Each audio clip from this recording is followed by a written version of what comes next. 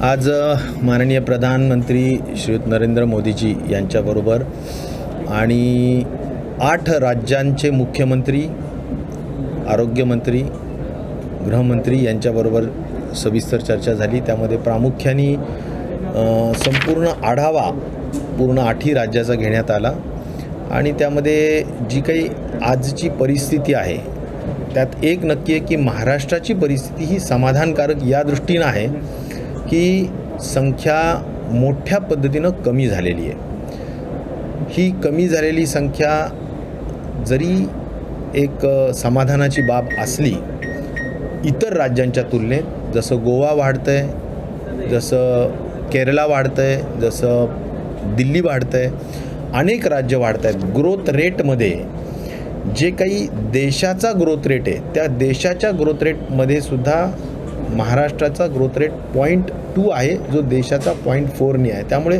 आपण ग्रोथ रेटच्या दृष्टिकोनातून आपण खूप सेफ झोनमध्ये आहोत। आपल्याला एक नक्की आहे की यात माननीय प्रधानमंत्री महोदयांनी आणि त्यांच्या सगळ्या टीमनी, केंद्राची जी काही टीम आहे त्या सगळ्या ICMRचे लोक असतील, तर या सगळ्या लोकांनी जे प्रामुख्याने सांगितलं की टेस्टिंग पर मिलियन यामध्ये आपण जी टेस्ट कमी होत आहेत ते होणं योग्य नाही। दिवाळीच्या पार्श्वभूमीवर नक्कीच टेस्ट कमी झाल्या। जे आपण 90,000 टेस्ट पर डे करत होतो त्यामध्ये 25,000 ते 30,000 पर्यंत टेस्ट आल्या, जी गोष्ट नक्कीच तात्पुरत्या स्वरूपाने ठीक आहे दिवाळीपुरती, पण आता आपण पुन्हा 80,000 90,000 पर्यंत वाढवतोय। त्याचा परिणाम आपल्याला नक्कीच 2,000 पर्यंत आलेला आकडा तो 4,000 गेल्याचं दिसतंय। हे नक्कीच आहे की आजही मंत्रिमंडळात त्याच सकाळच्या मीटिंगचा एक रेफरन्स देऊन मी फार आग्रहपूर्वक सर्व पालकमंत्री महोदयांना आग्रहपूर्वक सांगितलं आणि कलेक्टरांना आम्ही आता टार्गेट देतो आहोत। आतापर्यंत टार्गेट असं दिलेलं नव्हतं, परंतु जे लोक आता वल्नरेबल आहेत की जिथे ज्यांना खऱ्या अर्थाने कोविड होऊ शकतो आणि झालं तर ते खूप मोठ्या पद्धतीनं इम्पॅक्ट करू शकतात, असे जे लोक खूप मोठ्या पद्धतीनं सार्वजनिक ठिकाणी काम करतायत आणि त्यांचा संपर्क खूप मोठा आहे, अशांचे पण आपण टेस्टिंग्स केल्या पाहिजेत। जसं आता भाजी मार्केटमधले लोक असो किंवा एसेन्शियल सर्व्हिसेसमधले असो, जे घरात सातत्याने दूध पेपर टाकणारे लोक असो, ह्याही असो, किंवा ज्यांना लक्षणं आहेत त्यांनासुद्धा पण टार्गेट देऊन पर मिलियन टेस्ट म्हणजे टेस्टिंग खूप ॲग्रेसिव्हली वाढवा, हाच प्रधानमंत्र्यांची सूचना आहे। तीच आम्ही आज अधिक जास्त अधोरेखित केली आणि मला असं वाटतं की त्यावर आता टार्गेट देऊन, म्हणजे ते टार्गेटचं देण्याच्या बाबतीतलं नोटिफिकेशन किंवा आज आमचं त्याचं परिपत्रक म्हणा, ते ताबडतोबीनं मी डॉक्टर व्यास यांना सूचित केलेलं आहे की लगेचच्या लगेच काढा आणि उद्यापासून टार्गेटेड पद्धतीनं टेस्टिंग्स काम करा। पूर्ण मीटिंगचा सारांश हा टेस्टिंगवरच होता की महाराष्ट्रामध्ये टेस्टिंग्स वाढवाव्यात आणि देशामध्ये सुद्धा एकंदरच टेस्टिंग्स वाढवाव्यात। त्यामुळे टेस्टिंग्स आणि खास करून दुसरा एक त्यातला भर होता तो RT-PCR टेस्टिंग्स वाढवाव्यात।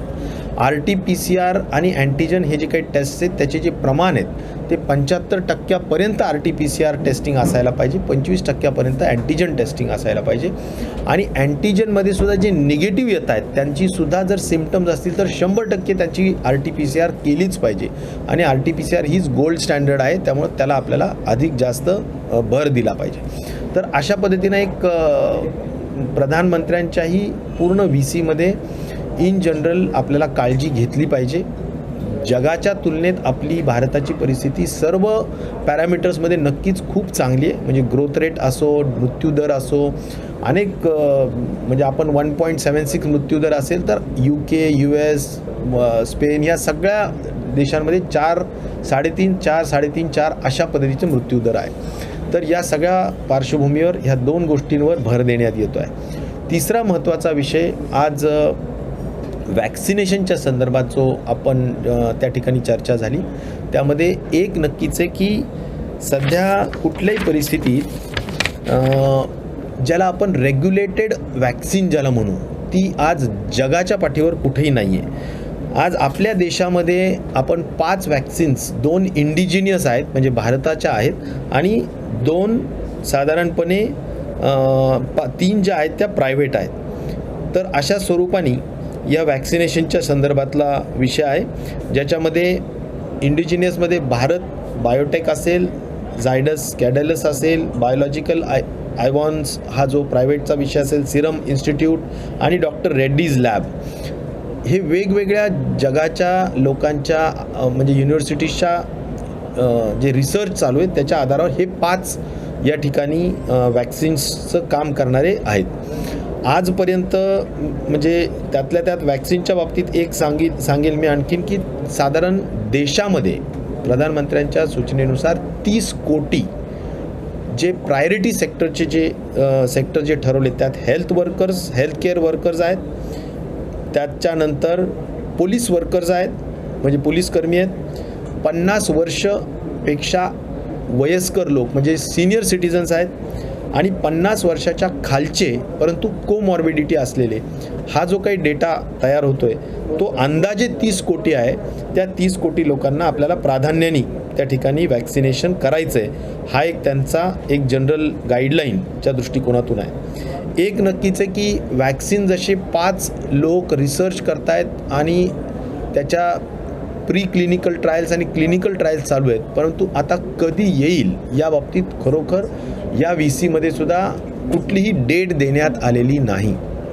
त्यामुळे की हे 1 महिन्यात येईल, 2 महिन्यात येईल असं कुठलंही खात्रीशीर गोष्ट अजून कोणीही सांगितलेली नाही. त्याचबरोबर एस टी सेवा पूर्ण आपण सुरू केल्यामुळे एस टी सेवेमध्ये बेस्ट मुंबईमध्ये आहे, प्रचंड गर्दी पाहायला मिळते. मार्केटमध्ये लोक आता गर्दी करतायत, म्हणजे दिवाळी संपली तरी अजूनही अनेक मार्केटमध्ये आपल्याला गर्दी दिसते. तर तिथे काही निर्बंध लावण्याचा विचार आहे का? मी महाराष्ट्राच्या जनतेला खरोखर नम्रपूर्वक आदरपूर्वक विनंती करेल, आवाहन करेल की ज्या अर्थी आपल्या सर्वांचाच सातत्याने रेटा होता की आता खूप दिवस लॉकडाऊन झालं, आता आपण मॅक्झिमम सगळं आमच्या पोटापाण्याचा प्रश्न आहे वगैरे वगैरे, ह्या सगळ्या गोष्टी गृहीत धरून माननीय मुख्यमंत्री, उपमुख्यमंत्री आणि मंत्रिमंडळाने जनहिताच्या हा दृष्टिकोन लक्षात घेऊन सुद्धा आपल्याला काही निर्णय घ्यावे लागलेत. आणि त्या दृष्टीनं जे घेतलेले निर्णय आहेत आता त्याचा आपण जे राज्य शासनाने काढलेल्या SOPs आहेत किंवा जे काही आपण सूचना दिलेल्या आहेत, काही नियम केलेले आहेत, ते काटेकोरपणे पाळणं हे मला वाटतं सगळ्यात महत्त्वाची बाब आहे.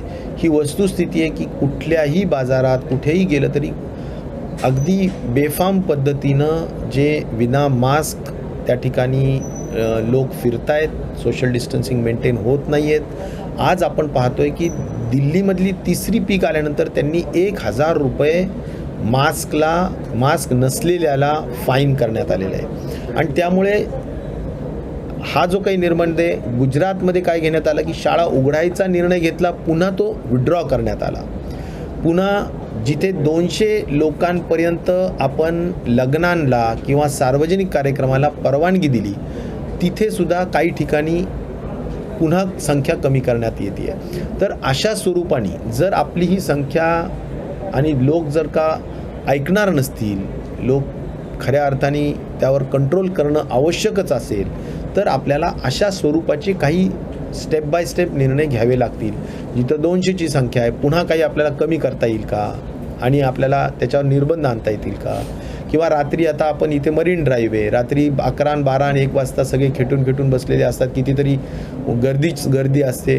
ती जर अनावश्यक असेल तर त्या ठिकाणी आपल्याला काही निर्बंध आणता येतील का.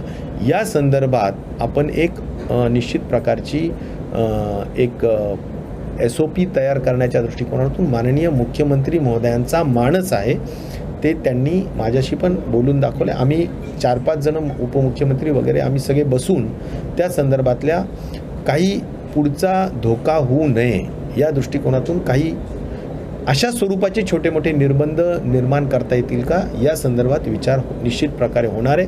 परंतु लॉकडाऊनच्या बाबतीत अद्याप कुठलीही चर्चा नाही, त्यामुळे कोणी पॅनिक होण्याचं अजिबात गरज नाही. हे नक्कीच आहे की आपण एक या वॅक्सिनेशनच्या संदर्भात जे आता केंद्र सरकारने निर्णय घेत आहेत त्याच्या बाबतीत राज्य शासनाने एक कमिटी गठीत करण्यात आली आहे. ती कमिटी माननीय मुख्य सचिव अध्यक्ष आहेत आणि आमचे जे काही आरोग्य खात्याचे कमिशनर आहेत ते त्याचे मेंबर सेक्रेटरी आहेत, परंतु बाकीचे त्यामध्ये फायनान्स सेक्रेटरीज आहेत, प्लॅनिंग सेक्रेटरी आहेत आणि मेडिकल एज्युकेशनचे सेक्रेटरी आहेत. अशा स्वरूपाने काही त्यामध्ये कमिटी एक गठीत करण्यात आलेली आहे आणि ह्या कमिटीचं जे मॅन्डेट किंवा कार्यभार जो राहील किंवा कार्य करण्याचा जो काही त्यांना कार्यसूची जी करायची आहे त्यांना, ती म्हणजे प्रामुख्याने हे वॅक्सिन्स, कोणते वॅक्सिन्स वापरायचे, जे काही संशोधन होतं आहे त्यामध्ये कुठला वॅक्सिन महाराष्ट्राला योग्य राहील, किती डोसवाला तो योग्य राहील, त्याची एकंदरच आर्थिक जी काही आहे त्याची किंमत किती असावी किंवा त्याचं एकंदर आर्थिक भार किती येऊ शकेल, या सगळ्या छोट्या मोठ्या महत्त्वाच्या बाबी ही कमिटी चर्चा करेल आणि ही कमिटी मंत्रिमंडळाला आणि शासनाला गाईडलाईन देईल आणि त्या अनुषंगाने पुढील वॅक्सिनेशनच्या संदर्भातला निर्णय घेण्यात येईल. हा जो काही कमिटीचा विषय आहे तो आज त्याच्याही बाबतीतली मान्यता आम्ही देण्यात आलेली आहे. किती वेळ दिलाय कमिटीला साधारण हा अहवाल द्यायला? ते नाही, पण साधारण लवकरात लवकर करावा अशा स्वरूपाचा तो विषय आहे. कारण शेवटी एक आहे की ज्या अर्थी गव्हर्नमेंट ऑफ इंडियाच्या अनेक गोष्टी आता त्या ठिकाणी घेतल्या जात आहेत, म्हणजे माहिती घेतली जाते, तर त्या अनुषंगाने आपली कमिटीचं कामसुद्धा त्वरित चालू झालं पाहिजे. तर त्याचा जो GR आहे तो रात्री 11-12 वाजेपर्यंत निश्चित प्रकारे निर्गमित होईल, तो आम्ही तुमच्यापर्यंत पाठवू. मगाशी वाक्य म्हणलं की लस जी द्यायची आहे त्याचा आर्थिक भार केंद्राने असला, राज्याने अशी कोणती तयारी दाखवली नाही, ही काय नाही, असं आहे की आत्तापर्यंत केंद्र सरकारने लसीच्या संदर्भातला जो काही विषय तो त्यांनी डील केलेला आहे किंवा त्यांनीच सातत्याने कुणाला अगोदर द्यावं, साधारण लसीच्या संदर्भातले वेगवेगळे जे विषय ते डील करत आहेत. त्यामुळे अद्यापपर्यंत असं कुठलंही पत्रव्यवहार नाही की ज्यामध्ये असं ध्वनीत होतं की राज्य शासनाने या सगळ्या गोष्टी कराव्यात. त्यामुळं आम्ही एक असं आमचा एक निश्चित प्रकारची खात्री आहे की या बाबतीतला योग्य ती जो काही कार्यवाही आहे लसीकरणाची इन जनरल ती केंद्र सरकारकडून केली जाईल. टार्गेट देतोय टेस्ट साधारणतः काय आपण टार्गेट देणार आहोत? नाही, मला असं वाटतं की राज्यामध्ये आपण पर मिलियन टेस्टमध्ये कमी होत चाललेले आहेत आणि त्या अनुषंगाने असं आज जर कोविडला खऱ्या अर्थाने आपल्याला कंट्रोल करायचा असेल तर टेस्टिंग हाच एकमेव त्यातला रामबाण उपाय आहे. आणि टेस्टिंगमध्ये लोक सुटू नये, हा जो काही जी काही चेन आहे ती चेन ब्रेक करायची असेल तर टेस्टिंगनी लोक लवकर आयडेंटिफाय होतील आणि त्यांच्यावर उपचार केले जातील किंवा त्यांच्यापासून पुढील स्प्रेड होणं थांबू शकेल आणि त्यामुळे टेस्टिंगवर भर दिला जातो आहे. तर टेस्टिंग पर मिलियन काही राज्यांमध्ये जवळजवळ 1.5 लाख 2 लाखांपर्यंत, आपल्याकडं ती 77,000 टेस्ट पर मिलियन आहेत. ते मला वाटतं की आपण साधारणपणे देशाच्या ॲव्हरेजला किंवा अनेक जे आजूबाजूचे राज्य आहेत त्यांच्या ॲव्हरेजला आपण जायला हवं. त्या दृष्टिकोनातून आज आपण 77,000 वर आहेत तर कदाचित 1.5 लाख पर मिलियन कसं जाऊ आपण, त्या दृष्टिकोनातूनची पहिल्या फेजमध्ये आपण त्या ठिकाणी देऊया आणि नंतर हळूहळू आपण वाढूया. पण टार्गेटेड काम आता कलेक्टरला दिलं जाईल, हा त्यातला महत्त्वाचा भाग आहे. वॅक्सिनचे 2 डोस आवश्यक आहे, काहीचे 3 डोस आवश्यक आहेत, असे डोसेससुद्धा वेगवेगळे आहेत. त्याचबरोबर हाही विषय असू शकतो की वॅक्सिनचा परिणाम हा किती महिने राहील, कोणी 6 महिने राहील का, 9 महिने राहील का, म्हणजे 9 महिन्यानंतर तो परिणाम गेल्यानंतर पुन्हा तो पॉझिटिव्ह येऊ शकतो, हाही त्यातला विषय आहे. त्यामुळे ड्युरेशन हा एक प्रश्न आहे, इफेक्टिव्हनेस हा पण एक महत्त्वाचा प्रश्न आहे. तर या बाबतीतली सुद्धा आणखीन या मिनिटाला सुद्धा एक क्वेश्चन मार्क आहे. त्याचबरोबर आता सध्या जो डेटा तयार केला जातो आहे तो कोल्ड चेन्समध्ये आणि हा जो काही ट्रेनिंगचा भाग आहे की आपल्याला किती ट्रेंड कर्मचारी पाहिजेत, या बाबतीतला जो काही विषय आहे तो मात्र आपण आपल्या डिपार्टमेंटनी तयार केलेला आहे. त्याचा आता फायनल रिपोर्ट माझ्याकडे आल्यानंतर मी आपल्याला देईल. परंतु एक नक्कीच आहे की त्याच्या बाबतीतला बऱ्यापैकी डेटा तयार झालेला आहे. कारण काही वॅक्सिन्स -15 डिग्रीज टू -20 डिग्रीपर्यंत ठेवायचे आहेत. काही जे रुटीन इम्युनायझेशनचे वॅक्सिन्स असतात ते +2 to +8 डिग्रीपर्यंत असतात. तर अशा स्वरूपाने जे काही कमी असेल आपल्याला तेवढे आपण वाढवण्याचं काम करण्याच्या दृष्टिकोनातून तयारी करणार आहोत किंवा आपण केंद्र सरकारकडून ते मागणी करणार आहोत. शक्यतो आजपर्यंत तरी असंच दिसतंय की केंद्र सरकार या संपूर्ण वॅक्सिनेशनच्या बाबतीतला जो काही कार्यक्रम राबवायचा आहे तो राज्यांना पुरवायचा, तो शक्यतो आम्ही हे गृहीतच धरलेलं आहे. आणि गृहीत धरण्यापेक्षा आजपर्यंत तसाच विषय चाललेला आहे की पूर्ण वॅक्सिनेशनचा कार्यक्रम हा केंद्र सरकारकडूनच राबवल्या जाईल. त्यात राज्य शासनाने राबवावा, राज्य शासनाने खर्च करावा अशातला अद्याप तरी कुठलाही विषय केंद्राने सांगितलेला नाही. त्यामुळं केंद्र सरकार प्रोटोकॉल किंवा डेटा गोळा करतं आहे, त्याला आपण पूर्णतः मदत करतो आहोत. तर ह्या बाबतीतलं सुद्धा एक वॅक्सिनेशनचा थोडक्यात जो काही प्रेझेंटेशन झालं ते सुद्धा या निमित्ताने मी आपल्याला सांगितलं आहे.